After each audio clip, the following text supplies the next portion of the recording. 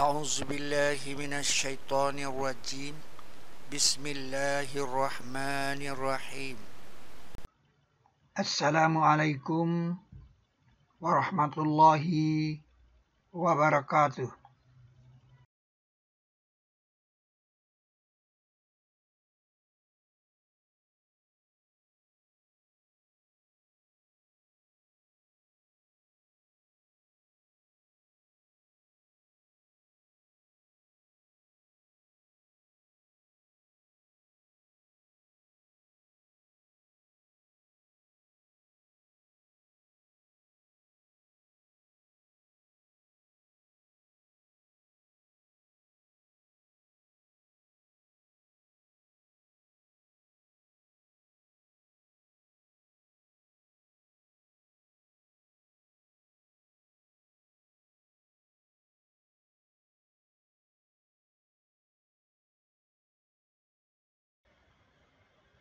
Di dalam surat ke-6 ayat 59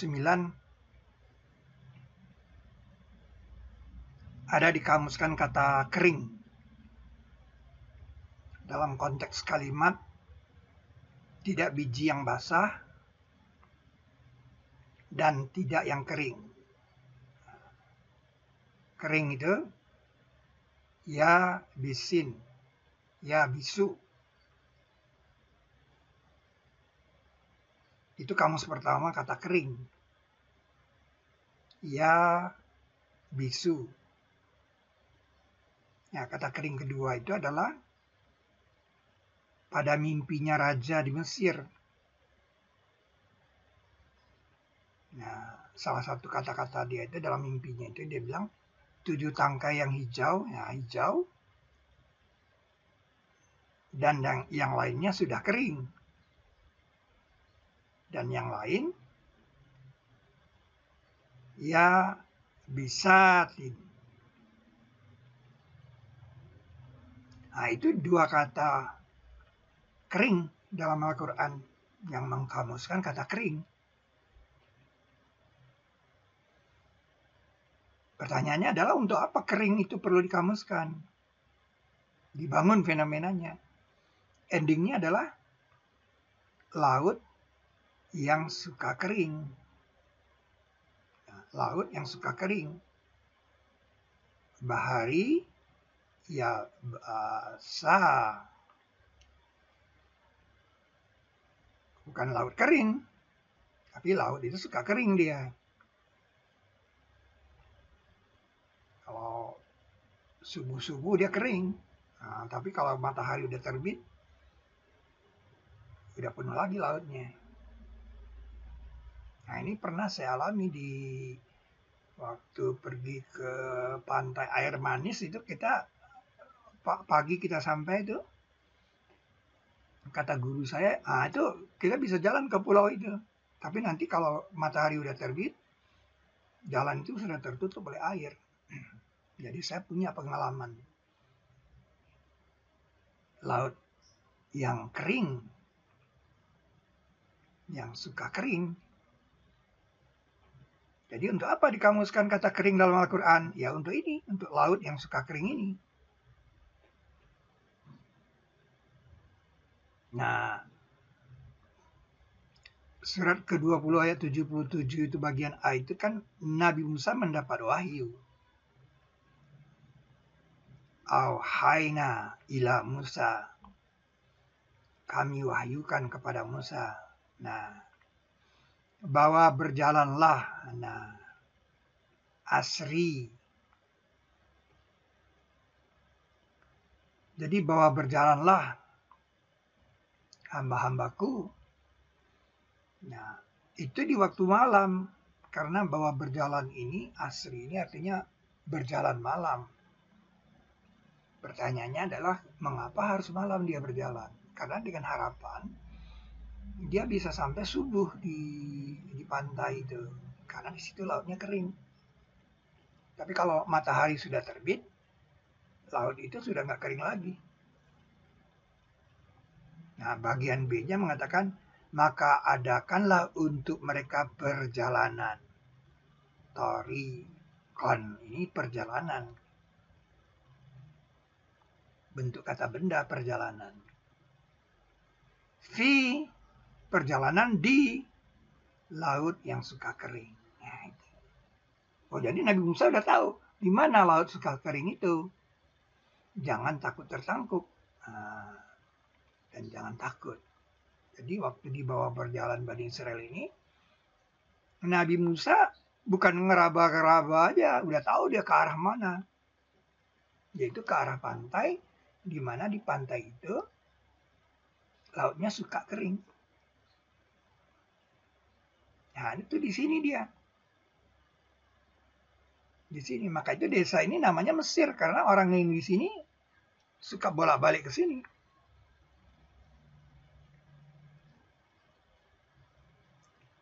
Nah, karena di sini suka kering, maka Sungai Nil ini beloknya ke sana. Ada hubungan ke Trinil. Itu makanya fosil kuda Nil di sini.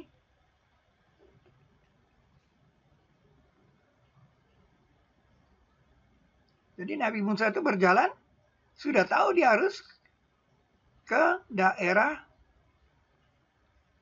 yang lautnya suka kering. Kalau pasang surut,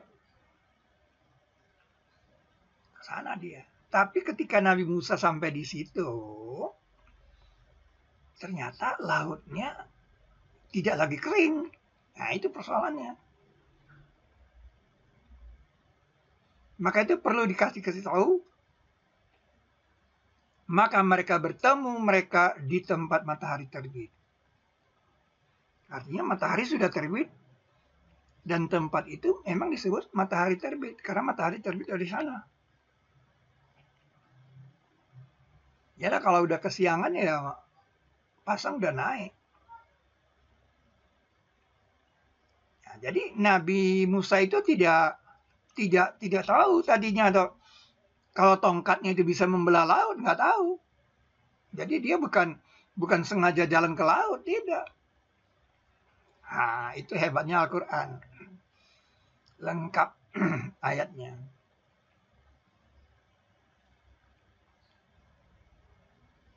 Nah, itu dia kan. Maka itu Anda harus mengkoneksikan ini dengan Gunung Padang. Karena Gunung Padang itu adalah monumen Khatulistiwa. Miring Khatulistiwa. Karena Khatulistiwa itu dulu begini. Nah, bumi berputar ke sana, berarti matahari terbitnya memang dari Pulau Jawa ini. Jadi tempat matahari terbit itu memang di sana.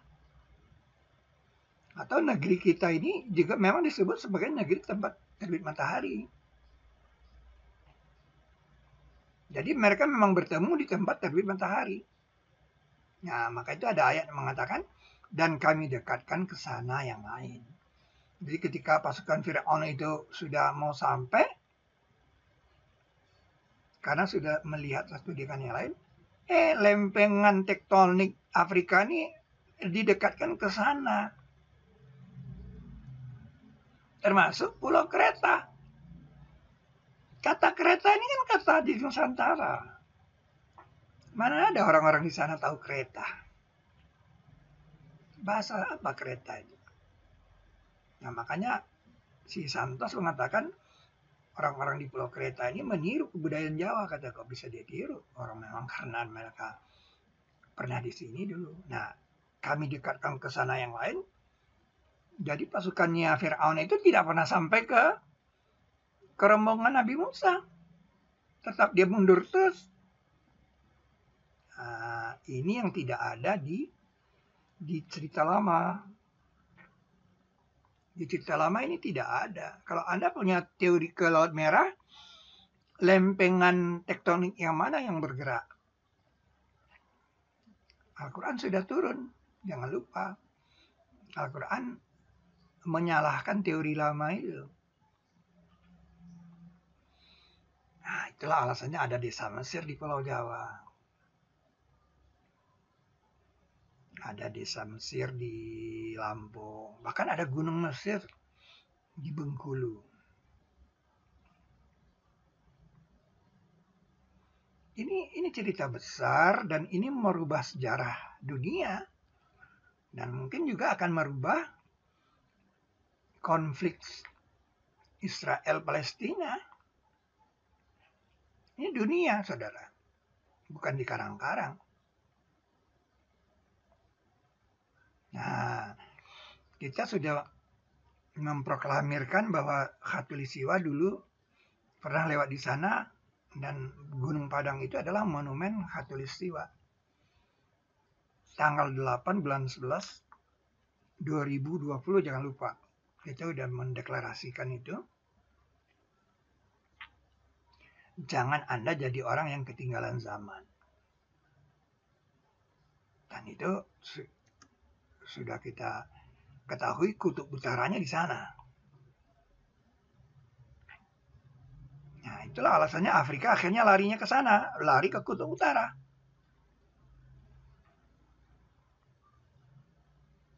Kutub utaranya di sini.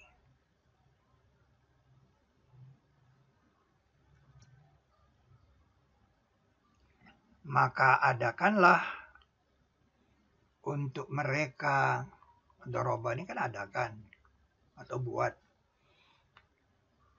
untuk mereka perjalanan di laut yang suka kering. Dan jangan engkau takut tertangkup.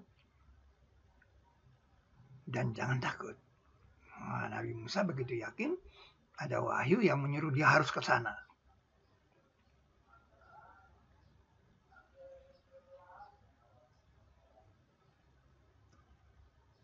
Itu dia. Desa Mesir, laut yang suka kering. Piramida, dan saksi lainnya adalah fosil kuda Nil.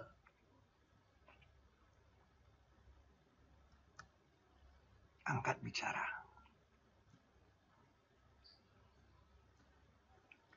Nah, ini kan peta dunia pertama yang dibuat secara foto oleh dengan satelit ruang angkasa nih kan. Potret bumi pertama. Jadi peta bumi pertama yang dibuat secara foto. Yang difoto pada iklim yang sama per 4 km. Ini saya dapatkan dari National Geographic November 1992 nih. Begini peta bumi. Dulu. Peta bumi itu secara mendatar seperti ini transformasinya. Nah, tapi jangan lupa bahwa dulu itu dia seperti ini. Dulu itu dia seperti itu. Nah, itu yang dikatakan antara. Pulau-pulau di sana kan namanya Nusa. Pulau-pulau kan artinya Nusa. Jadi pulau antara. Nah, itu yang dikatakan Nusantara. Nah, selama ini kita bilang itu Nusantara, antara siapa dia? Nggak pernah tahu kita Nusa. Terlalu kecil kalau dibilang antara Asia dan Australia. Atau bicara dengan karakternya barang yang mati. Ini luar biasa. Barang yang mati itu harus bicara. Apa itu barang yang mati? Nah, itu dia fosil. Fosil kuda Nil angkat bicara. Fosil kuda Nil ini ditemukan di Trinil oleh penduduk. Dan fosil dua sendal di Utah ditemukan oleh William Master tahun 68. Ini luar biasa, saudara. Nggak usah Anda dustakan ini. Dan ini untuk dunia, untuk penduduk bumi. Nah, Nabi Musa itu dia ke mata air Madian. Nah, di situ mata air Madian. Kemudian dia dipanggil oleh orang tuanya, wanita itu memanggil dia. Nah, dia tinggal 10 tahun di situ, di Madian. 10 tahun. Nah, kemudian dia pasti menjauhi. karena dia takut dibunuh. Nah, sampailah dia di sana, di Juta dia disuruh buka sendal. Nah, di situ ada perintah dia harus kembali ke Mesir. Kembali dia ke Mesir. Mesir tempo dulu. Itu dia.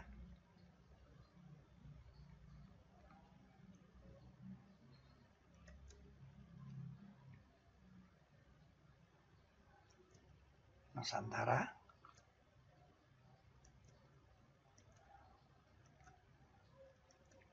Ceritanya tidak akan sempurna kalau Jibal tidak berjalan.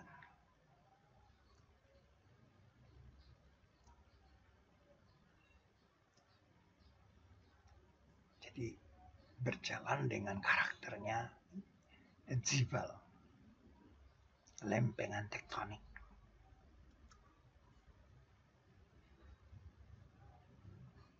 Jadi setelah didekatkan ke sana yang lain, nah setelah itu, setelah ditenggelamkan Firaun dan tentaranya, nah berjalanlah Jibal itu. Ya, berjalan Jibal, berarti udah terjadi Sa'a dong. Kan waktu Sa'a itu berjalan. Makanya diingatkan ke bangsa, Sa'a akan terjadi.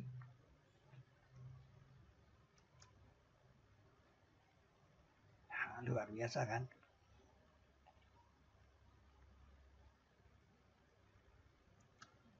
Dan Australia pun mendekat. Nah, untuk apa Australia itu mendekat? Karena dia akan mengekspresikan gambar bumi, tangan syahadat. Kemudian baru Amerikanya terpisah lagi. Nah, itulah dia yang dibikin fotonya oleh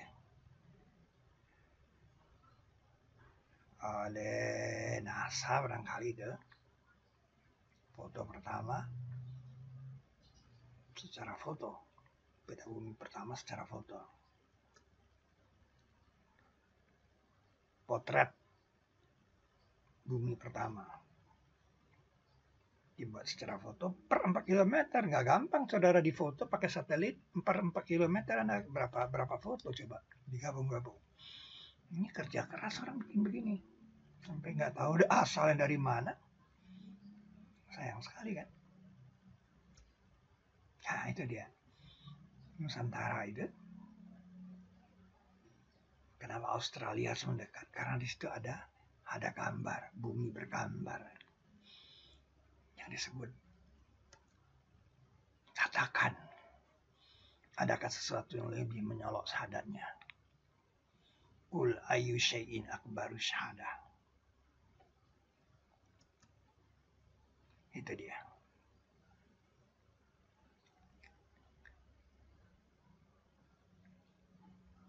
Qul ayyu syai'in akbaru syahadah. Jadi bicara sudah barang yang mati, fosil kudanil di Trinil, Pulau Jawa, dan fosil 2 sendal di Utah.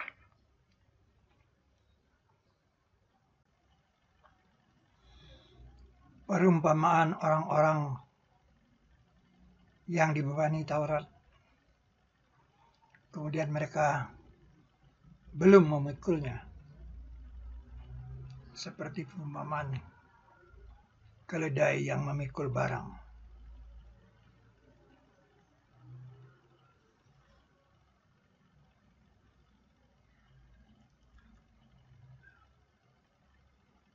Bagi orang-orang yang berbuat kebaikan itu disediakan kebaikan dan tambahan, serta muka-muka mereka tiada tertutup dengan kehitaman. dan tidak kehinaan. Mereka itulah ahli surga yang mereka akan kekal padanya. Dan bahwa kamu bersedekah itu lebih baik bagi kamu jika kamu mengetahui.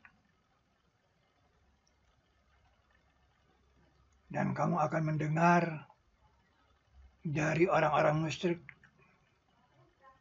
pencelaan yang banyak. Dan kecelakaan bagi orang yang musyrik, orang-orang yang tidak memberi zakat. Setan itu menakuti kamu dengan kekurangan. Katakan, adakah sama mereka yang tahu dan mereka yang tidak tahu?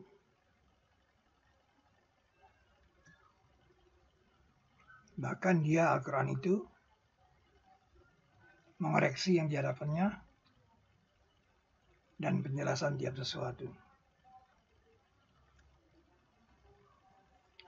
Engkau telah matikan kami 2 kali, dan engkau telah hidupkan kami 2 kali.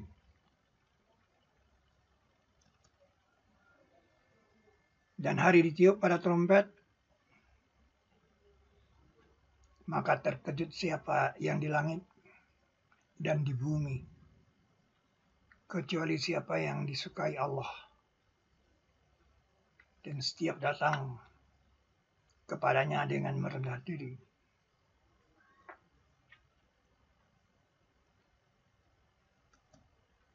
Dan mereka aman dari keterkejutan hari itu.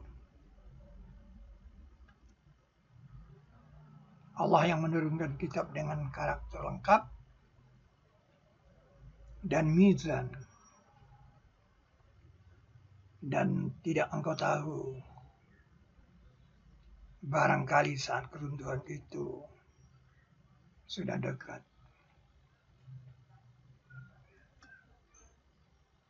Maka berpalinglah dari orang yang lalai dari menyebut kami, dan tidak mereka inginkan melainkan kehidupan dunia.